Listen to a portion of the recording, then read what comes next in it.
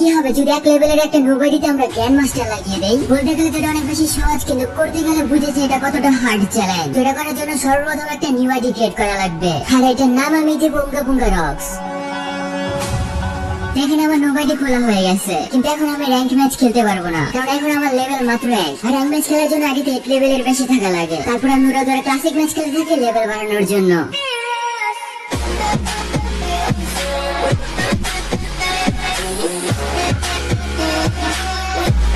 অনেক সময় গেম খেলার পর ফাইনাল আমার 8 লেভেল হয়ে গেছে, আর এখন আমি র্যাঙ্ক ম্যাচ স্টার্ট করতে পারবো। কিন্তু মেন সমস্যা এখনই আসতে যাচ্ছে, কারণ আইডিতে একটা গান স্কিন নেই। আর শুরুতে আমাদের কাছে তেমন বেশি গোলও নাই যে আমরা ক্যারেক্টার কিনে সেই ক্যারেক্টার দিয়ে গেম প্লে করবো। তো উইদাউট ক্যারেক্টার স্কিল আর উইদাউট গান স্কিন দিয়ে এখন আমাদের খেলা লাগবে। এটা ছিল এডিটিতে আমার ফার্স্ট র্যাঙ্ক গেম প্লে, আর এই ম্যাচের মধ্যে উড়াদুরা বট প্লেয়ার পড়ছিল, যার ফলে আমি উড়াদুরা কিল করতে পারতেছিলাম। আর এইখানে ছিল আমার ডেলি মিশনের প্লাস, লাস্টে বটটাকে মারার পর বুয়া হয়ে যায়। তো লবি তো নুক প্লেয়ার আসছিল, আর এটা আমার ডেলি মিশন ছিল, তাই আমাকে এত বেশি প্লাস দিচ্ছে।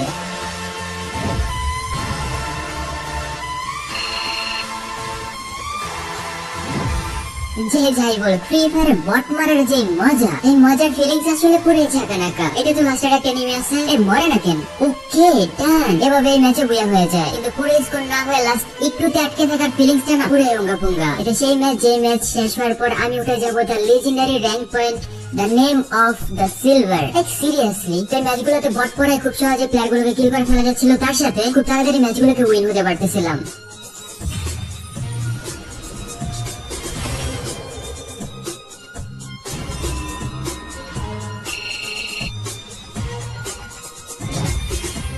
এখন আমি তোমাদের দেখাবো কিভাবে তোমরা প্রত্যেকটা এনিমিকে জাস্ট 1 শটে 2 শটে হেডশট মেরে মেরে তোমার হেডশট পয়েন্ট বাড়িয়ে ফেলতে পারবে একদম 100%। এই যে আসছে, মারো আরামসে মারো, কই দিক্কত হলে বাত है क्या? এনিমি শাট, আচ্ছা এটা বডি শট ছিল, এটা কই এটা আসলে বুলেটের লাগে আসলে মাঝে মাঝে 99 হলে কোনো অসুবিধা নাই। এই যে দেখছো মারলেই হেডশট, মানে মারলেই হেডশট। ও মানে এইটা একটু ভুলে টুলে হয়েছে। ওয়াও, দেন এভাবে তোমরা বুঝে নিয়ে নিবা।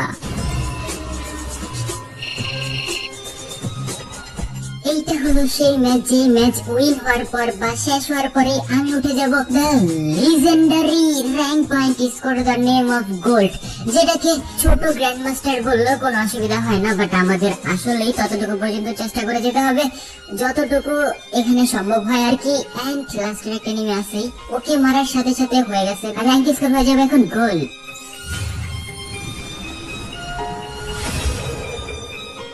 এতক্ষণ আমার সাথে বেশিরভাগই বট প্লেয়ার করতেছিল, যার ফলে আমি খুব সহজে সেই বটগুলোকে মেরে বুয়া করে ফেলতেছিলাম, তার সাথে খুব তাড়াতাড়ি ম্যাচগুলো আগাচ্ছিল, আর আমার র্যাঙ্ক পয়েন্ট স্কোর অনেক বেশি বাড়তেছিল। কিন্তু গোল্ডে ওঠার পর আমার ম্যাচের মধ্যে পড়তে শুরু করে অনেক রিয়েল প্লেয়ার, মানে বেশিরভাগ প্লেয়ার এখানে রিয়েল প্লেয়ার করতেছিল। এখানে প্লেয়ারদেরকে মারতে তেমন বেশি অসুবিধা হইতেছিল না, বাট প্লেয়ার গুলো যখন ড্রাগন দিয়ে আসতেছিল মারার জন্য, তখন আসলে একটু উঙ্গা পুঙ্গা হইতেছিল, কারণ আমার এটাতে একটা গান স্কিন নেই। গান স্কিন না থাকলে ফ্রি ফায়ার মধ্যে এমন কিছু গান রয়েছে যে গানগুলো ইউজ করলে আর গান স্কিনের প্রয়োজন হয় না, মানে সামনে যদি কোনো প্লেয়ার গান স্কিন সহ গান নিয়েও আসে, তাও সেই প্লেয়ার গুলোকে খুব সহজে কিল করে ফেলা যায়। তার মধ্যে অন্যতম একটি হলো AWM, তারপর রয়েছে এমএটুবি, তাই আমি এমএটুবি দিয়ে খেলা শুরু করি। আর এটাতে খুব সহজে 2-3টা শট মারার পরে এনিমিদেরকে কিল করে ফেলা যাচ্ছিল, যার ফলে আরো বেশি সহজ হয়ে যাচ্ছিল ম্যাচগুলোকে উইন হওয়া।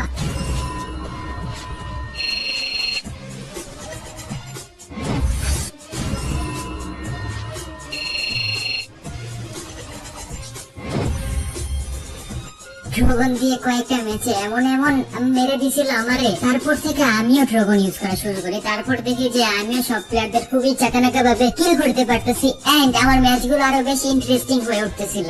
লাস্টে আছে খাতানাকে কিনিনি, এরে আমি ড্রাগন দিয়ে অনেকভাবে মারা ট্রাই করতেছিলাম, এই প্লেয়ারটা শুধু ঘুরতেছিল, আমিও মাঝে মাঝে প্লেয়ারটার সাথে ঘুরতেছিলাম। তারপর একটা এখানে গ্রেনেড মারার ট্রাই করি, গ্রেনেড মারার পর প্লেয়ারটা কিন্তু ড্যামেজ খায়, কিন্তু প্লেয়ারটা কিল হয় না।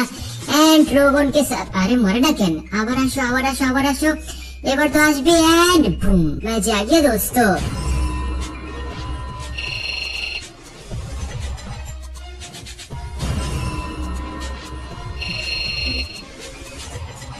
এটা হলো সেই ম্যাচ যে ম্যাচ উইন হওয়ার পরে এডিট উঠে যাবে প্লাটিনামে। আর এখানে আছে লাস্টের প্লেয়ার, একটা, দুইটা, তিনটা, চারটা, পাঁচটা, 6টা এমভিটিভি দিয়ে 7টা মারার পর এনিমিটা কিল হয়েছে। And yeah, that's the fact.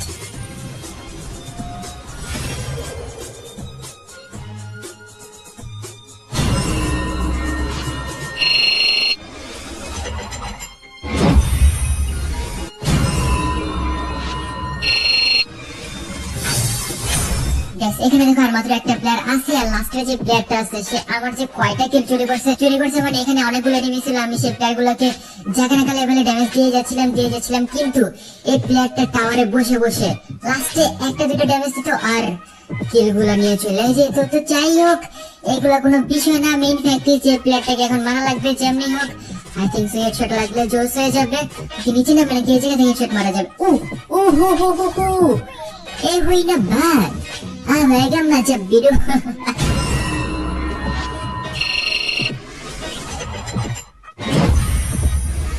এখানে আমার স্কোর যত বেশি বাড়তেছিল, প্লেয়ারদের প্রো গিরিও তত বেশি বাড়তেছিল। দেখা যাচ্ছিল যে কয়েকটা ম্যাচ পর পরই এমন লোভে পড়তেছে, লাইক সেই ম্যাচগুলোতে উইন হওয়া অনেক বেশি টাফ হয়ে যাচ্ছিল। বাট কোই দিক্কত वाला बात नहीं, हम भी सेलेंगे थोड़ा सा।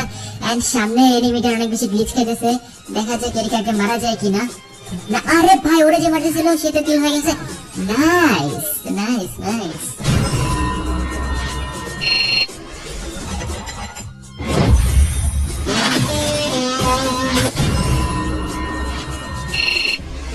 এই ম্যাচগুলোতে আমার অনেক ভালোভাবে গেম প্লে করা লাগবে, কারণ এই ম্যাচগুলোতে যেভাবে হোক প্লাস আনা লাগবে, আমার ওঠা লাগবে ডায়মন্ডের মধ্যে। এখানে আমি একটা প্লেয়ার আছে, আচ্ছা আওয়াজ পাইতেছিলাম, এরাও যে পাইছি।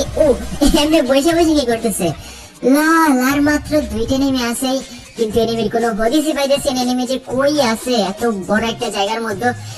যেমনটা আমি আপনাদের বলছিলাম যে এখানে অনেক নুব প্লেয়ারও পড়তেছে, অনেক প্রো প্লেয়ারও পড়তেছে, বাট এখন কিন্তু বট পড়া একদমই অফ হয়ে গেছে। এই সামনে এসে পড়ছে, এদিকে আয় হায়, এ আর আমাকে বিয়ে করতে দিল না।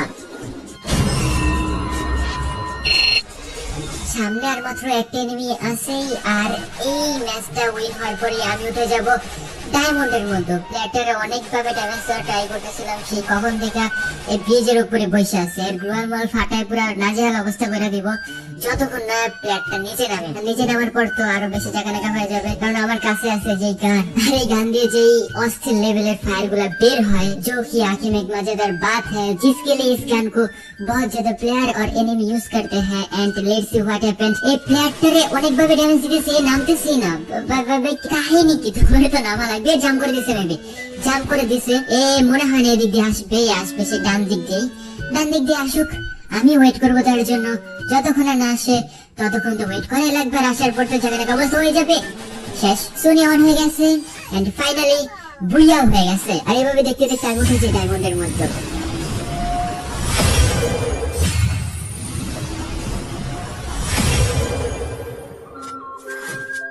কোনো প্রকার গান স্কিন ছাড়া আমি নোব আইডিটি দিয়ে ব্রোঞ্জ থেকে এতটুকু পর্যন্ত আসতে পারছি। চাইলে আরো বেশি এখানে র্যাঙ্ক পুশ করা যাবে। তো ওভারঅল এই আইডিটি খেলে আমার কাছে খুবই ভালো লাগছে, বিশেষ করে এনিমি কিল করে একটু বেশি মজা পাইছি। তবে সোলো খেলতে অনেক সময় ভালোই বোরিং লাগে। সেই সূত্রে এটাই বোঝা যায় ফ্রি ফায়ার প্রো হলে শুধুমাত্র গান স্কিন থাকলেই হয় না, স্কিল থাকলে গান স্কিন ছাড়াও প্রো হওয়া যায়। আর স্কিল এমনি আসে না, এর জন্য অনেক বেশি সময় আর প্র্যাকটিস করা লাগে। তবে গান স্কিন থাকলে অনেক বেশি সুবিধা পাওয়া যায়। আর এই ভিডিওতে যদি 30,000 লাইক আসে তাহলে আমি নেক্সট সিজনে এই আইডিটি দিয়ে র্যাঙ্ক পুশ করব। তো আপনি কি কখনো গ্র্যান্ড মাস্টারে উঠছেন, অথবা আপনার ফ্রি ফায়ার আইডির র্যাঙ্ক স্কোর এখন কিসে আছে? জেনে জেনে দিন কমেন্ট, আর ভিডিও ভালো লাগলে ভিডিওতে লাইক দিয়ে চ্যানেলটিকে সাবস্ক্রাইব করে রক্সনা গেমিং এর সাথেই থাকুন।